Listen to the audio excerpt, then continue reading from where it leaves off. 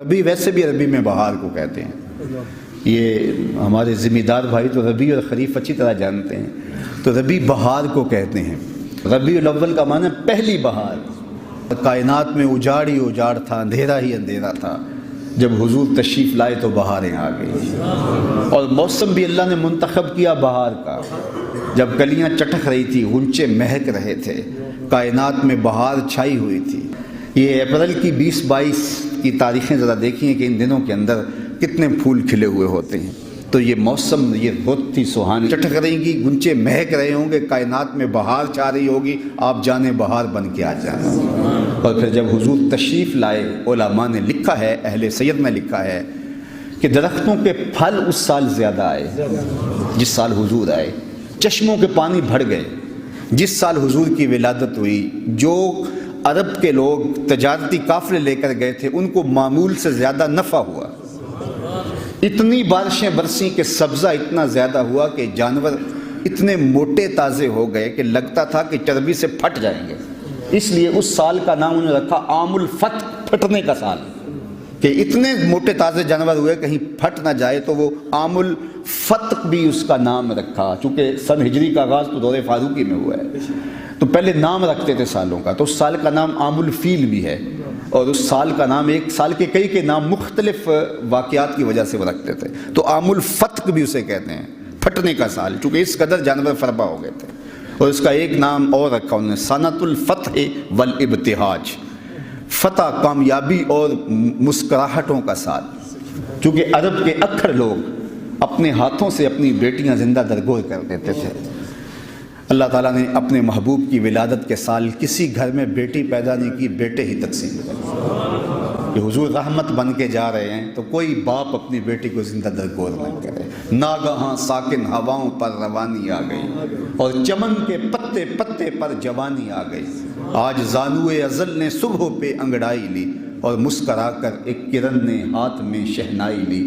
مخزن اسرار قدرت کے امی پیدا ہوئے، غل ہوا دنیا میں ختم المرسلی پیدا ہوئے.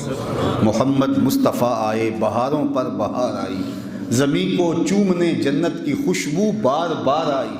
خرام ناز پایا آفتابوں نے، ستاروں نے، چٹک گنچوں نے پائی، داغ پائے لالا زار. تو عجیب رنگ تھا، عجیب آہنگ تھا، عجیب جمال تھا. کیفیات کا کیسا جو ہے وہ نور پھیلا ہوا تھا کہ ہر سمت روشنی ہی روشنی اور اجالے ہی اجالے ہو گئے. سیدہ آمنہ سلام اللہ علیہا فرماتی ہیں جب حضور کی ولادت کے لمحے قریب آئے تو آسمان کے ستارے میرے گھر کے اتنے قریب آ گئے کہ مجھے لگتا تھا میرے ویڑے میں گر پڑیں گے. اللہ اکبر. اور فرماتی ہیں خرج منی نور ادا لہو قصور الشام، میرے بدن سے پھر ایک نور نکلا، اتنی روشنی پھیلی کہ یہاں مکے میں بیٹھ کے میں نے بصر شام کے محلات دیکھ لیے. اس قدر اجالے پھیلے، اس قدر روشنیاں پھیلی. اور اس میں اختلاف بھی کوئی نہیں، تمام مکاتب فکر کے لوگ اس بات کو مانتے ہیں کہ حضور کی ولادت کے وقت وہ اجالا ہوا تھا کہ بصر شام کے محلات دکھائی دینے لگے تھے. اس قدر انوار پھیل گئے، اس قدر روشنیاں پھیل گئیں، اور ہر سمت اجالا ہی اجالا. شرق کے جانور غرب کی طرف بھاگ پڑے، اور غرب کے شرق کی طرف بھاگ پڑے، اور آپس میں ملتے تھے اور ایک دوسرے کو مبارکیں دیتے تھے. مبارک کو حضور آ گئے، مبارک کو حضور آ گئے. خوشیاں منائی جا رہی تھی، کائنات پر ایک کیف تھا، کعبہ جھوم رہا تھا، فرشتے جھوم رہے تھے، پورے تقدیس کے رب کی ثنا کے حمد کے گیت گا رہے تھے. کائنات درود و سلام پڑھ رہی تھی، اشجار پہ جھوم کے الفت کے ترانے گا رہی تھی. جنت سجائی جا رہی تھی، جہنم بجھائی جا رہی تھی. کائنات کے اندر ہر سمت حضور کی آمد کا غلغلہ تھا. اجالے ہی اجالے تھے، روشنیاں ہی روشنیاں تھیں، نور ہی نور تھا. تو وہ کیسا دن تھا جب کفر اور ظلمت کے اندھیرے ختم ہوئے اور نور ہی نور پھیلا. ظلم، جبر اور استعداد کی سرکوبی کی گئی، اور خیر کی قوتیں جو ہیں وہ نشو و نما پانے لگیں. اور حضور کی آمد سے وہ جو بت کعبۃ اللہ کے اندر رکھے تھے وہ اوندے گر گئے، اور کسریٰ کے محل کے 14 کنگرے گر گئے. نہر صابہ خشک ہو گئی، آتش کدہ ایران بجھ گیا، اور کائنات کے اندر ایک عجیب نور ہی نور پھیل گیا.